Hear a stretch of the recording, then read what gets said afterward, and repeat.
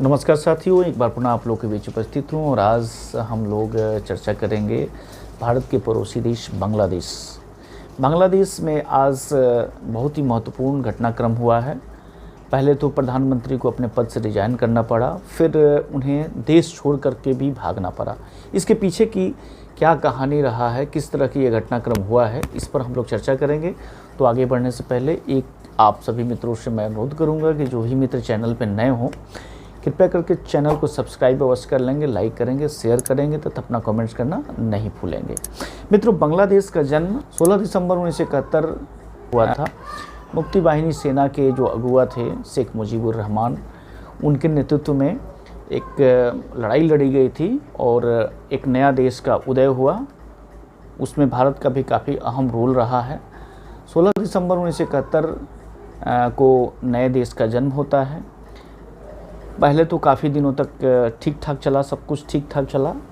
वर्तमान समय में जो प्रधानमंत्री रही हैं शेख हसीना, वो लगभग 15 वर्षों से प्रधानमंत्री का पद संभाल रही थी। 2009 से लगातार अभी तक प्रधानमंत्री रही हैं। पहली बार 1986 में प्रधानमंत्री बनी थी।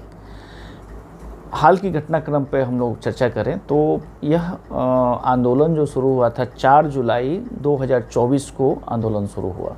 आंदोलन की शुरुआत होती है कोटा सिस्टम के विरोध में छात्रों का एक जन आंदोलन के रूप में, लेकिन बाद में इसका स्वरूप बदलता चला गया।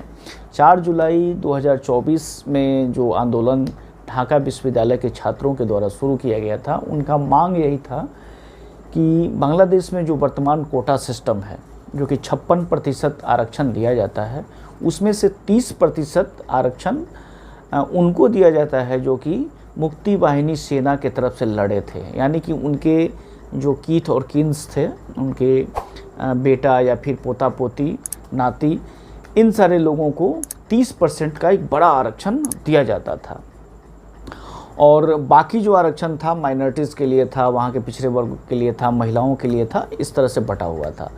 इसको लेकर के बांग्लादेश के युवाओं में काफ़ी रोष रहा है, क्योंकि इसके पहले 2018 में भी इस तरह का आंदोलन हो चुका था। हालांकि यह मामला सरकार ने बाद में मान भी लिया था और जब यह मामला बांग्लादेश के सुप्रीम कोर्ट में पहुंचा तो सुप्रीम कोर्ट ने इसे खारिज कर दिया था और आरक्षण की सीमा को घटाकर सिर्फ 7% कर दिया था, 7%। बाकी 93% जो था वो मेरिट के आधार पर था। तो ये तो मामला एक तरह से सलट गया था। पुनः जो वहाँ का एक कट्टरपंथी ग्रुप है जमायत इस्लामी है, जमायत इस्लामी नाम का जो ग्रुप है वो लगभग सभी मुस्लिम देशों में इस तरह का ग्रुप है। पाकिस्तान में काफ़ी एक्टिव है, बांग्लादेश में भी काफ़ी एक्टिव रहा है।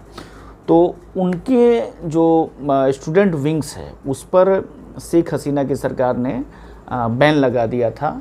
इसको लेकर के हिंसक प्रदर्शन 3-4 दिनों से काफ़ी चल रहा था और कल हिंसा का ऐसा रूप ले लिया कि लगभग 100 से अधिक लोग मारे गए और प्राप्त जानकारी के अनुसार 13 पुलिसकर्मियों को छात्रों ने, तथाकथित छात्र यहाँ कहा जा सकता है क्योंकि छात्र ऐसा नहीं कर सकते हैं, पीट कर मार डाला, जिसका परिणाम ये हुआ कि पूरे बांग्लादेश में बिल्कुल अव्यवस्था का माहौल, अनियमितता का माहौल हो गया।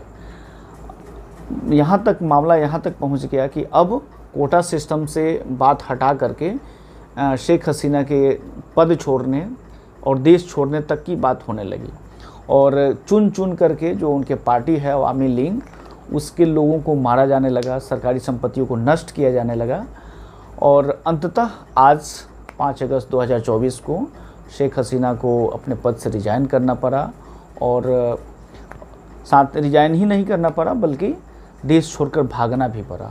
अभी वहाँ के जो सेना है, वो सेना के जो चीफ हैं, वो देश की बागडोर को संभाले हुए हैं और उनका कहना है कि सभी पार्टियों को मिला करके सरकार बनाई जाएगी। हालांकि इसके पीछे कई सारी कंस्पिरेसी थ्योरीज चल रही हैं।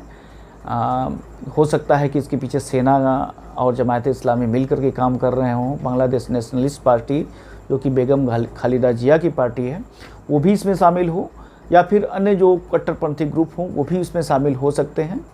हालांकि शेख हसीना की पार्टी पिछले 15 सालों से बांग्लादेश में अच्छी सरकार चला रही थी। भारत के साथ उनका काफ़ी अच्छा संबंध रहा है, साथ ही चीन के साथ भी उनका अच्छा संबंध रहा है। मतलब कि एशिया में जो दो बड़े पावर हैं, दोनों के बीच में बैलेंस करने की कोशिश किया था उन्होंने। अब देखना ये है कि इसके पीछे की कौन सी कंस्पिरेसी थ्योरी सामने आ रही है, क्योंकि अभी तक जो ऐसा लग रहा है कि सेना पर्दे के पीछे है और सामने जमायत इस्लामी और अन्य जो कट्टरपंथी ग्रुप है वो सामने आकर के लड़ रहे हैं और अपना काम भी बखूबी किया है, क्योंकि उनका जो मकसद था कि शेख हसीना को पद से रिजाइन करना, तो वो रिजाइन कर चुकी हैं। यही नहीं, देश छोड़ के भागना भी पड़ा, तो काफ़ी हद तक वो लोग सफल रहे हैं। अब देखना है कि सरकार कैसे होती है, कैसे चलती है सरकार, और कितने समय में फिर से बांग्लादेश में लोकतंत्र की बहाली होती है। क्योंकि अभी कुछ ही महीने पहले बांग्लादेश में चुनाव हुआ था और चुनाव में एक तरफा वहाँ के लोगों ने बांग्लादेश के जो अवामी लीग पार्टी है, शेख हसीना की पार्टी है, उसको उन्होंने वोट किया था। 300 सीटों में लगभग 240 से अधिक सीट सिर्फ अवामी लीग को मिला था। हालांकि इस चुनाव पर भी काफ़ी लोगों ने उंगलियां उठाई थी कि यह चुनाव पूरी तरह से फेयर नहीं था। हालांकि इंटरनेशनल मीडिया को जाने की वहाँ इजाज़त थी, भारत के भी कई सारे मीडियाकर्मी वहाँ गए हुए थे। कुल मिला के कहा जा सकता है कि बांग्लादेश की स्थिति अभी फ़िलहाल अच्छी नहीं है। इससे भारत को कितना चिंतित होने की ज़रूरत है, ये आप हमें अपने कमेंट सेक्शन में अवश्य बताएंगे। बहुत बहुत धन्यवाद मेरे।